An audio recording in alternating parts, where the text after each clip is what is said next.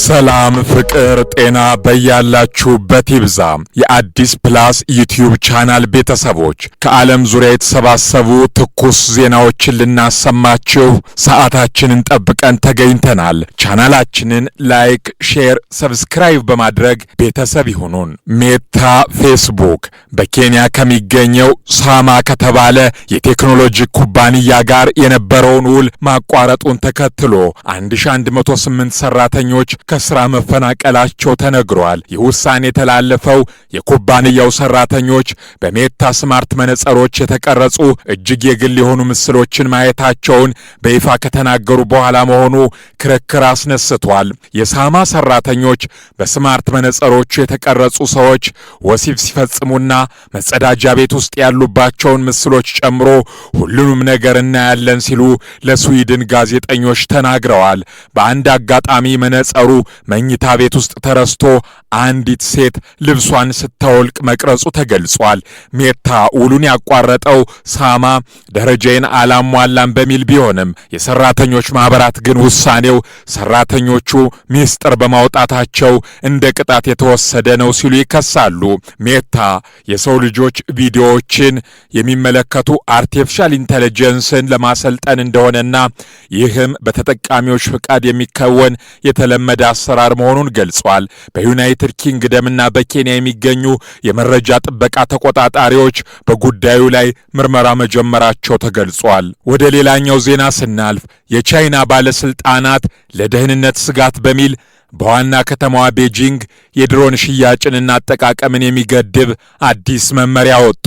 ማንኛውም አይነት የድሮን ወይም ዋና ዋና የድሮን መለዋወጫዎች በቤጂንግ ከተማ ውስጥ መሸጥ፣ ማከራየት ወይም ወደ ከተማዋ ማስገባት በይፋ ታግዷል።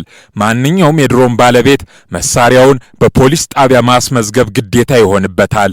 በተጨማሪም ድሮኖች ወደ ከተማዋ ሲገቡም ሆነ ሲወጡ መመዝገብ ያለባቸው ሲሆን ለጥገና ወደ ውጭ የተላኩ ድሮኖችን ባለቤቱ በግል ሄዶ መረከብ እንጂ በፖስታ እንዲላክለት ማድረግ አይችልም። ማንኛውም የድሮን በረራ ከማካሄድ በፊት ቅድመ ፍቃድ ማግኘት የግድ መሆኑ የተገለጸ ሲሆን ተጠቃሚዎች የበረራ ፍቃድ ለማግኘት የኢንተርኔት ስልጠና መውሰድና ስለ ድሮን መመሪያዎች የሚሰጥ ፈተና ማለፍ ይኖርባቸዋል። እንደ ጸረ ሽብርና የአደጋ ጊዜ እርዳታ ላሉ ስራዎች ባለስልጣናት ፍቃድ ሲሰጡ ብቻ ድሮኖችን መግዛትና መጠቀም እንደሚቻልም ተነግሯል። ቻይና እንደ ጄአይ ያሉ የዓለማችን ግዙፍ የድሮን አምራች ኩባንያዎች መገኛ ብትሆንም አዲሱ ሕግ ግን በገበያው ላይ ትልቅ ተጽዕኖ ይኖረዋል ተብሎ ይጠበቃል። በቻይና በአሁኑ ወቅት ከ3 ሚሊዮን በላይ የተመዘገቡ ድሮኖች ይገኛሉ። የቤጂንግ ባለስልጣናት ይህንን እርምጃ የወሰዱት በዝቅተኛ ከፍታ ላይ የሚበሩ አካላትን ደህንነት ይበልጥ ለመቆጣጠር መሆኑን ገልጸዋል። ወደ ሌላኛው ዜና ስናልፍ የአሜሪካ አቃቢ ሕግ የሜክሲኮ ሲናሎዋ ግዛት አስተዳዳሪ የሆኑት ሩቤን ሮቻሞያና ሌሎች 9 ከፍተኛ ባለስልጣናትን ከሲናሎዋ የአደንዛዥ ዕፅ ዝውውር ቡድን ጋር በማበር ወንጀል ከሷል። ባለስልጣናቱ ለፖለቲካዊ ድጋፍና ለጉቦ ክፍያ ምትክ ግዙፍ መጠን ያለው አደንዛዥ ዕፅ ወደ አሜሪካ እንዲገባ ከካርቴል መሪዎች ጋር ተባብረዋል በሚል ተከሰዋል። አስተዳዳሪ ሮቻሞያ ስልጣናቸውን ተጠቅመው ሎስ ቻፒቶስ ተብሎ ለሚታወቀው የካርቴሉ ክፍል ጥበቃ አድርገዋል ተብሎ ተወንጅለዋል። በክሱ ውስጥ ከአስተዳዳሪው በተጨማሪ አንድ ሴናተር፣ አንድ ከንቲባና ከፍተኛ የፖሊስ መኮንን እንደሚገኙበት ተገልጿል። የዩናይትድ ስቴትስ የአደንዛዥ ዕፅ ቁጥጥር አስተዳደር የሲናሎዋ ካርቴል ሙስናንና ጉቦን በመጠቀም ዓለም አቀፍ የሽብር ተግባር የሚያከናውን ድርጅት መሆኑን ገልጿል። የደቡባዊ ኒውዮርክ አቃቢ ሕግ በበኩሉ እነዚህ የአደንዛዥ ዕፅ ቡድኖች የሙስና ተባባሪ ባለስልጣናት ሳይኖራቸው እንዲህ በነጻነት ሊንቀሳቀሱ አይችሉም ብሏል። የሜክሲኮ የውጭ ጉዳይ ሚኒስቴር የአሜሪካ ክስ በቂ ማስረጃ የሌለው ነው ሲል ውድቅ አድርጎታል። ሆኖም የሀገሪቱ አቃቢ ሕግ የቀረበው ክስ ሕጋዊ መሰረት ያለው መሆኑን ለማረጋገጥ የራሱን ምርመራ መጀመሩን አስታውቋል። የቀረበባቸውን ክስ በፍጹምና በቆራጥነት ያስተባበሉ ሲሆን ይህ እርምጃ በእሳቸው ላይ ብቻ ሳይሆን በገዢው ፓርቲ የፖለቲካ ፕሮጀክት ላይ የተሰነጸረ ጥቃት ነው ያሉት ደግሞ አስተዳዳሪ ሩቤን ሮቻሞያ ናቸው።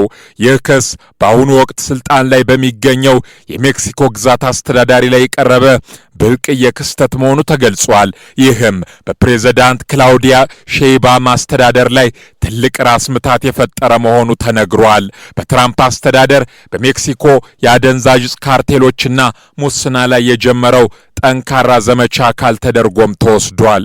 ወደ ሌላኛው ዜና ስናልፍ በአሜሪካና ኢራን መካከል ያለው ውጥረት የነዳጅን ገበያ አናውጦታል። የአሜሪካ ጦር ባለስልጣናት ለፕሬዝዳንት ዶናልድ ትራምፕ በኢራን ላይ ስለሚወሰዱ አዳዲስ ወታደራዊ እርምጃዎች ገለጻ ሊያደርጉ ነው መባሉን ተከትሎ የነዳጅ ዋጋ በከፍተኛ ሁኔታ ጨምሯል። የብሬንት ድፍድፍ ነዳጅ ዋጋ በአንድ ወቅት 7 በመቶ ጭማሪ በማሳየት በአንድ በርሜል ከ$126 በላይ ደርሷል። ይህም ሩሲያ ዩክሬንን ከወረረችበት እንደ አውሮፓውያን አቆጣጠር 2022 ወዲህ የታየ ከፍተኛ ዋጋ ነው ተብሏል። የአሜሪካ ማዕከላዊ እዝ በኢራን ላይ አጭርና ጠንካራ የሆኑ ጥቃቶችን ለመሰንዘር እቅድ ማዘጋጀቱ የተዘገበ ሲሆን ይህ እርምጃ በዋናነት የመሰረተ ልማት አውታሮችን ኢላማ ሊያደርግ እንደሚችል ተነግሯል። ለዓለም የነዳጅ አቅርቦት ወሳኝ የሆነው የሆርሙዝ ወሽመጥ አሁንም ዝግ በመሆኑ የኢነርጂ ዋጋ እንዲንር ምክንያት ሆኗል። አሜሪካ የኢራን ወደቦችን ለመዝጋት መወሰኗና ኢራን በበኩሏ በባህር መንገዱ በሚያልፉ መርከቦች ላይ ጥቃት ሰነዝራለሁ ማለቷ ውጥረቱን አባብሶታል። የነዳጅ ዋጋ መጨመር የዋጋ ግሽበትን ሊያስከትል እንደሚችል ባለሙያዎች እያስጠነቀቁ ነው። ይህ ጭማሪ በትራንስፖርት በምግብና በበረራ ትኬት ዋጋዎች ላይም ቀጥተኛ ተጽዕኖ እንደሚኖረው ተገልጿል። በኢራን ላይ የሚጣለው እገዳ ለረጅም ጊዜ ሊቀጥል ይችላል የሚሉ ዘገባዎች በወጡ ማግስት የነዳጅ ዋጋ በ6 በመቶ ጨምሮ ነበር። በአሁኑ ወቅት የነዳጅ ኩባንያዎች ስራ አስፈጻሚዎች ጦርነቱ በተጠቃሚዎች ላይ የሚያደርሰውን ጫና ለመቀነስ ከፕሬዝዳንት ትራምፕ ጋር ተገናኝተው መወያየታቸው ታውቋል። ወደ ሌላኛው ዜና ስናልፍ የአሜሪካው የውጭ ጉዳይ ሚኒስትርና የብሪታንያው የውጭ ጉዳይ ሚኒስትር በዓለም አቀፍ የነዳጅ ንግድ መስመር ላይ ስላለው የደህንነት ስጋት መምከራቸው አናዶሉ ዘግቧል። ይህ ውይይት የተካሄደው በሆርሙዝ ወሽመጥ አካባቢ ያለው ወታደራዊ ውጥረትና የንግድ መርከቦች እንቅስቃሴ ላይ የሚሰነዘሩ ዛቻዎች በጨመሩበት ወቅት ነው።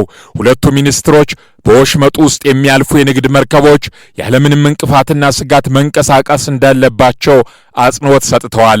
በአካባቢው ያለው ውጥረት ወደ ሰፊ ቀውስ እንዳያመራ በጋራ ለመስራትና የባህር ላይ ደህንነትን ለማጠናከር ተስማምተዋል።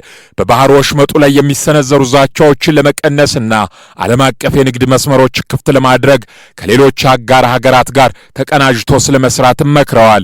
ይህ የባህር መስመር ለዓለም ኢነርጂ አቅርቦት እጅግ ወሳኝ ሲሆን በየቀኑ በሚሊዮን የሚቆጠሩ በርሜል ድፍድፍ ነዳጅ ይተላለፍበታል።